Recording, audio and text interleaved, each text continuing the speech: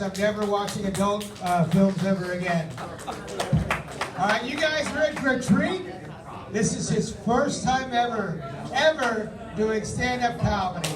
So please give a warm, funny bone round of applause for Mark Stegman. Mark!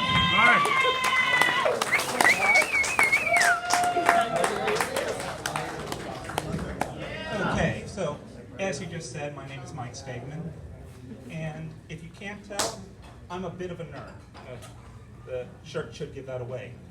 So I was planning on starting with the D&D joke, but I was worried I'd fail my charisma check. If you don't get that joke, congratulations, you had sex in high school.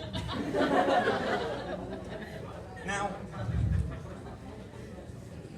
I work in a hospital, so I get a lot of odd things I can talk about. But the worst part is I can't say any of the names, and let me tell you, some people's parents hated their children.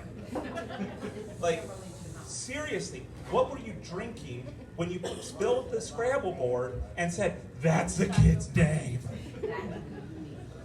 But I'm not allowed to talk about names, there's privacy laws. But what I can talk about is stories. As long as I don't say actual names and don't really tell you where it came from, it's kosher. Like, for example, one night sitting in the hospital, and a guy comes into the ER complaining of a personal problem. Personal problem is code for something with their genitals. Always. Sometimes it's the clap, sometimes it's something worse. This was worse.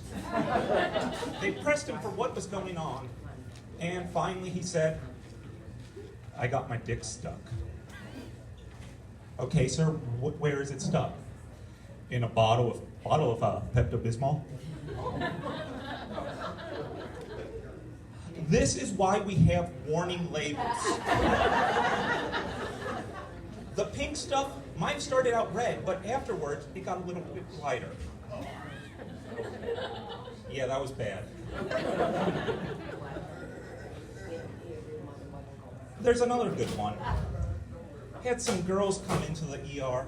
I think they were high as kites because they're sitting there talking, and they're worried about rabies. I'm like, oh shoot, did they get bit? What's going on? No, they were playing with a cat, and the cat had a tag on that said rabies, which is literally just telling people that it had had its rabies shot.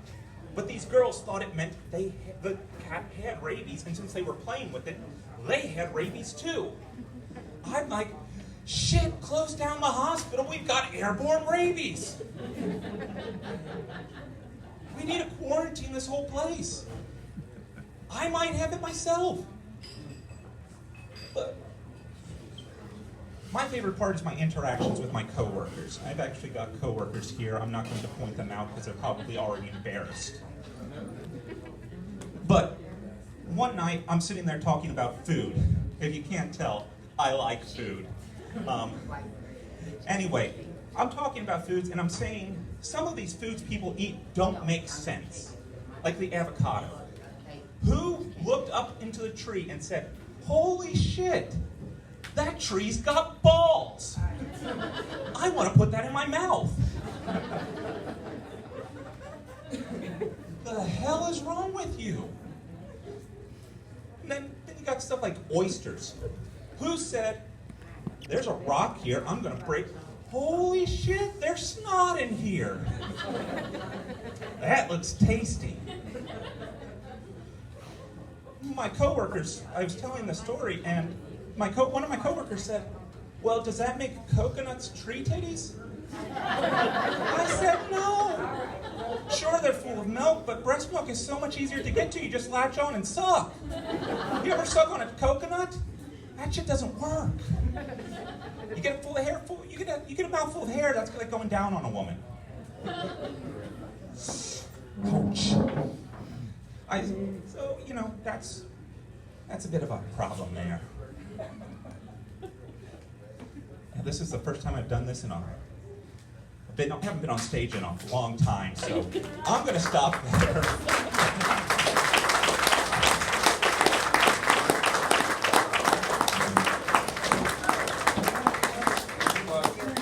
Well done for his first time, and I will not make fun of his other jokes because they were good. I liked them. You know.